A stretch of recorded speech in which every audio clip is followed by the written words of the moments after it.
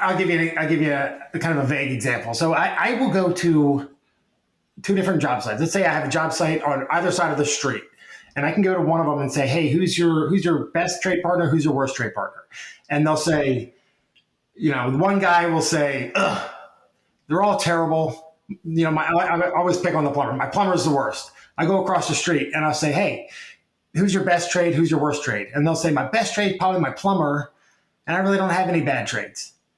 And I'm like, what's the difference? The difference is the level of management between those two construction managers. One is actively managing their job and making sure that they are ready for the next trade when they show up. And the trades love them because they can show up one time, get their job done, and make money.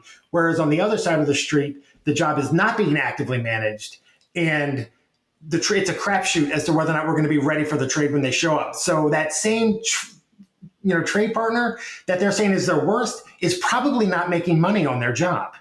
So when you start talking about management efficiencies, it's the people that actively manage their jobs and their schedules and are ready and proactive and ready for those trade partners to show up. Those are the ones that don't have bad trades because they love working for them.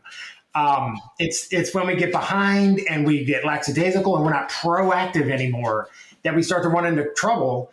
And the trades they're here to make money, right? They love what they do. They're craftsmen. They're here to make money. If they show up on a job site and it's not ready for them, they're not making money. So that's when the trouble starts. So it's all about management and being proactive. If you can do those things, if you can actively manage your job and be proactive about it, you're not going to have any bad trade partners because they're going to love to work for you.